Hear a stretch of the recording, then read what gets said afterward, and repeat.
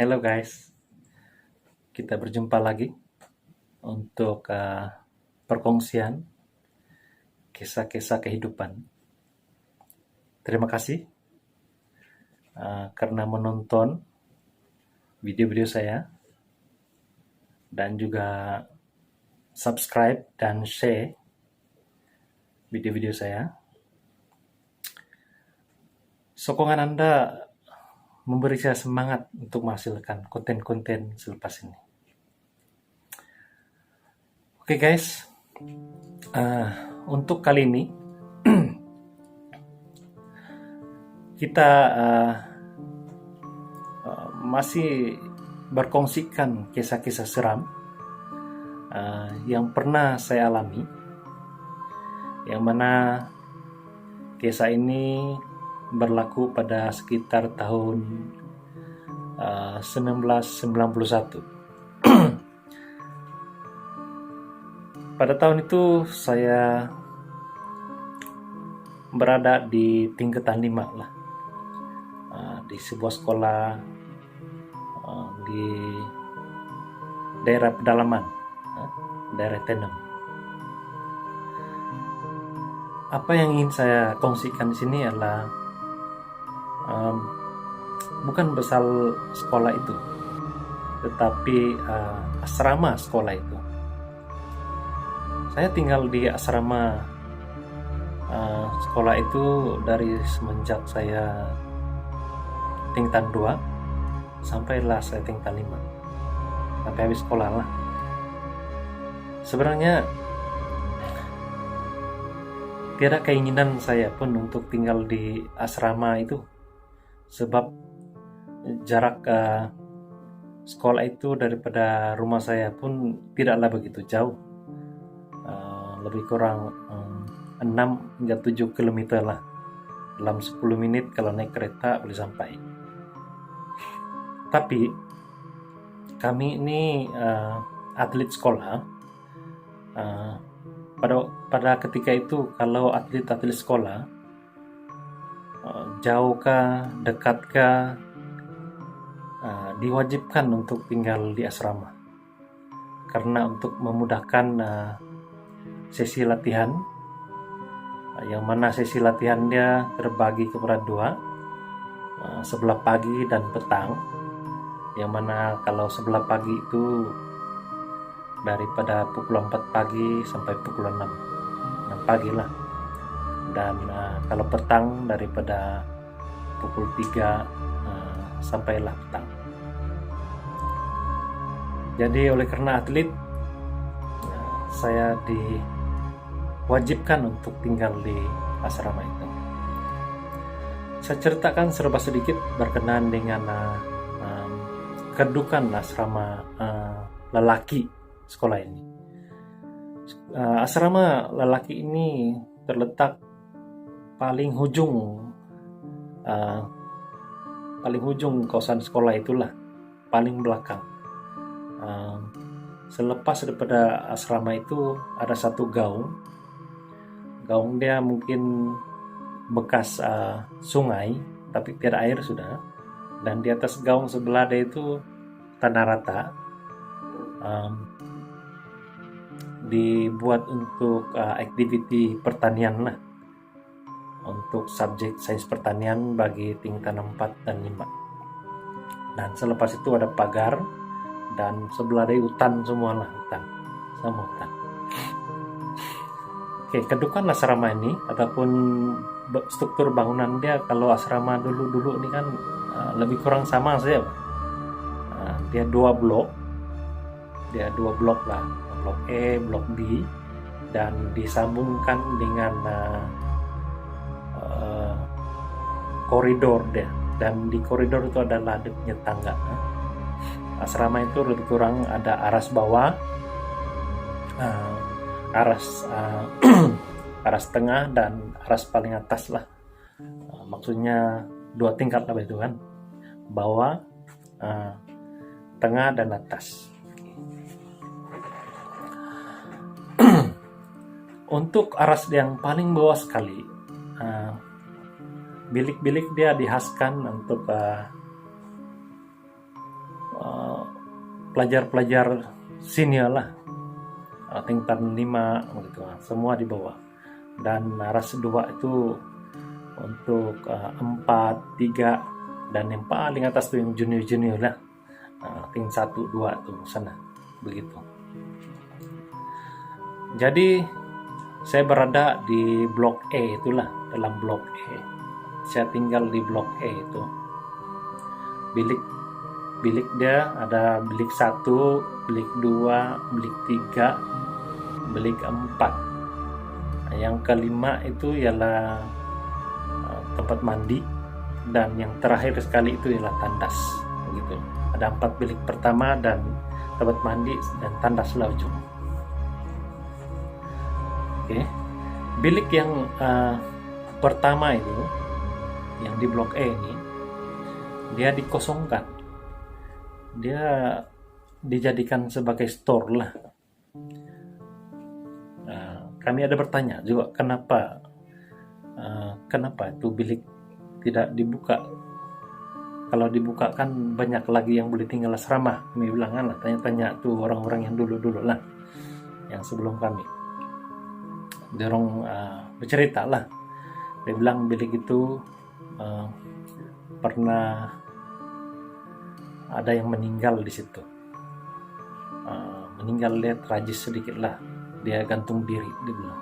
Nah, begitulah cerita yang saya dengar lah. Dia gantung diri, jadi bilik itu mungkin dianggap keras mungkin. Nah, jadi dijadikan store salah untuk menyimpan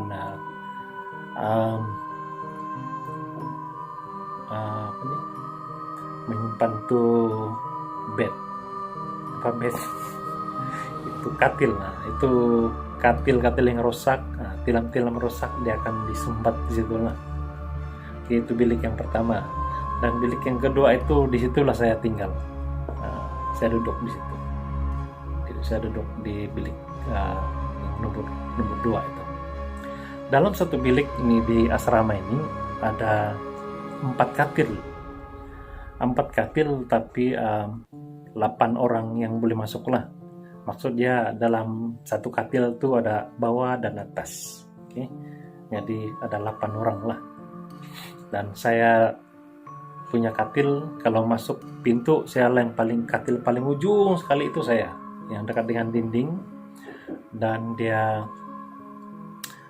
saya duduk yang di bawah lah, dan kawan saya ada di atas begitu.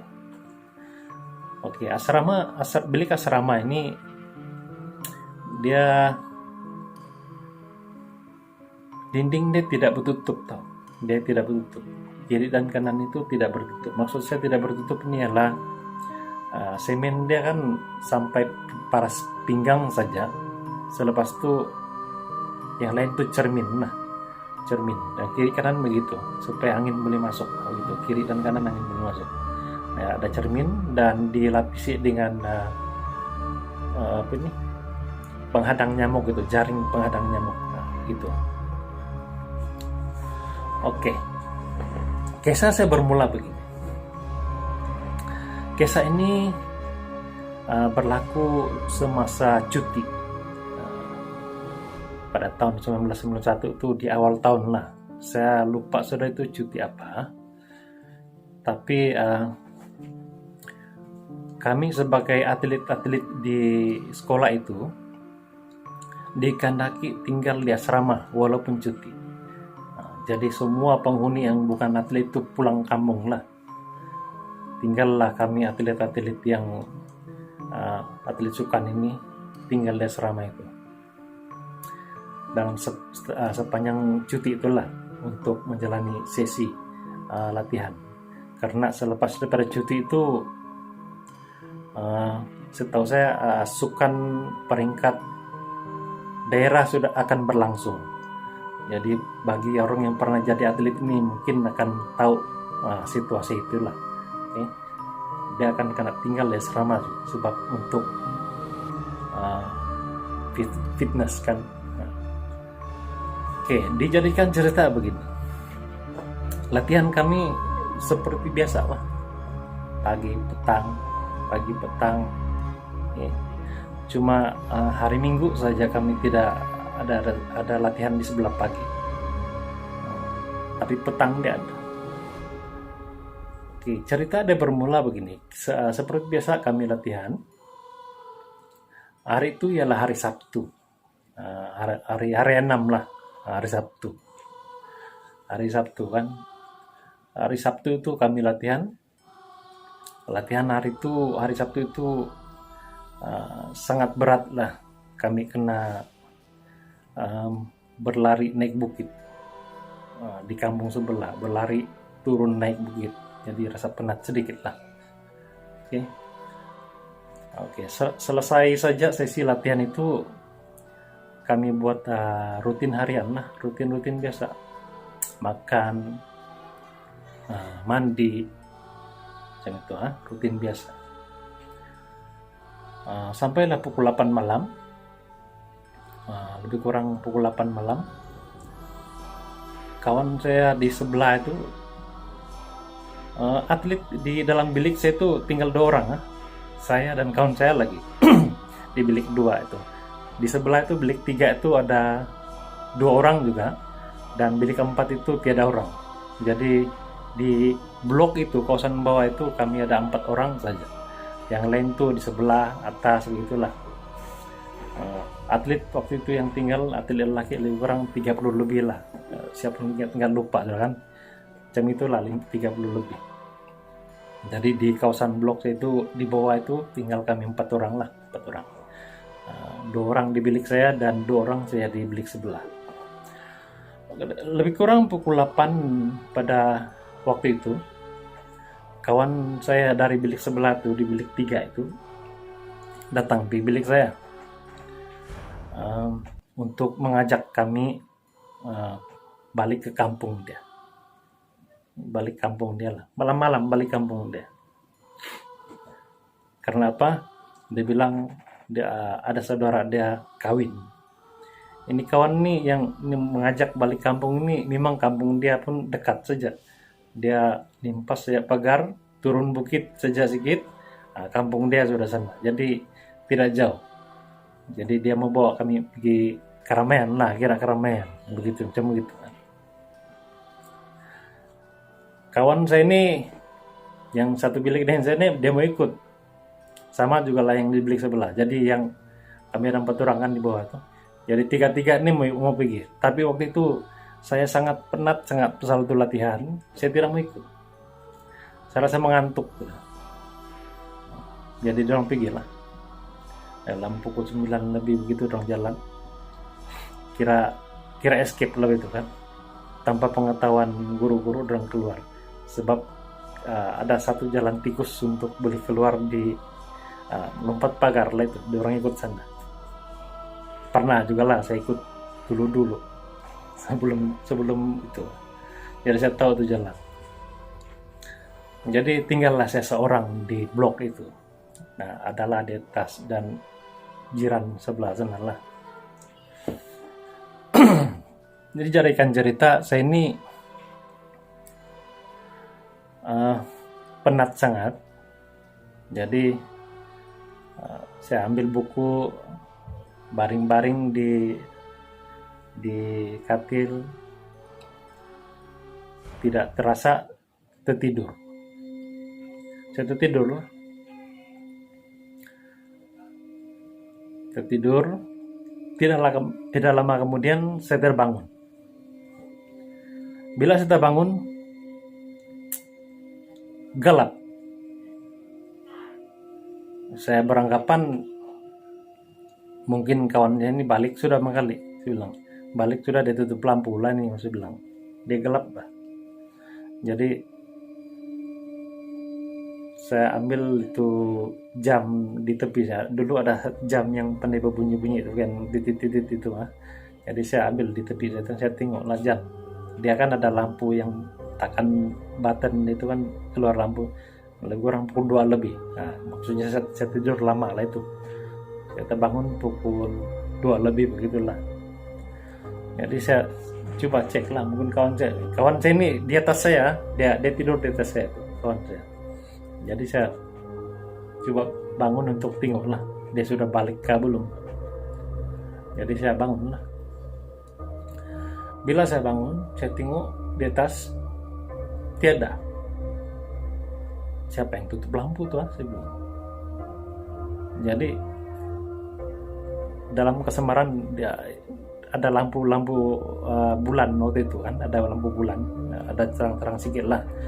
Saya pergi pasang lah itu lampu dia dekat dengan itu pintu masuk, jadi saya pergi sana lah, jalan dia pasang, siap on lah, memang on sedia itu lampu on sedia. Saya kasih tektok, rupanya saya beranggapan dia blackout lah, tiada current lah kan, malah.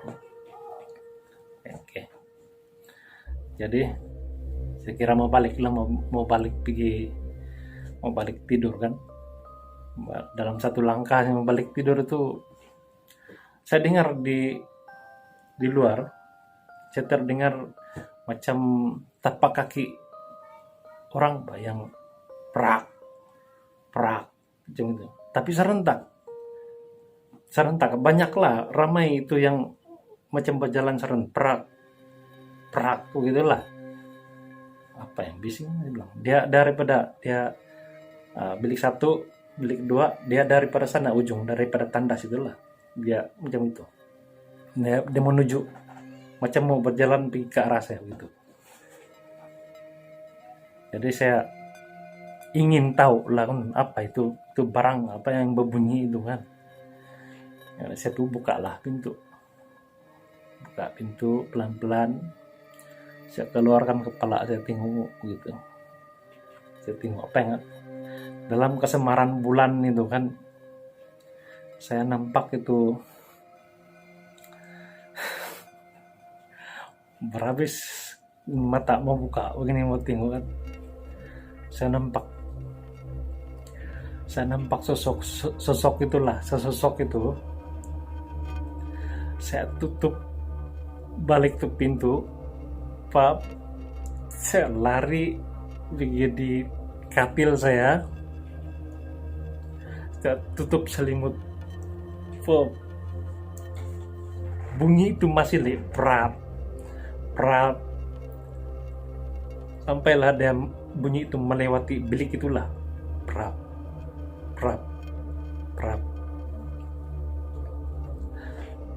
Oke guys, kamu rasa apa yang saya nampak? Dalam masa saya tengok kepala saya begini, itu macam askar lah, bawa senjata dukung sini, macam dua barisan. Saya tidak berapa ingat berapa ramai itulah, macam 2 barisan tapi panjang di belakang dia askar. Saya pasti itu pakaian askar Jepun. Kenapa? Kita kan belajar sejarah, tahu lah macam mana askar Jepun punya pakaian kan. Dia dukung senjata, korap macam tu berbaris lah, kawat senjata tuh, perap. Tapi tiada kepala dia, semua tiada kepala.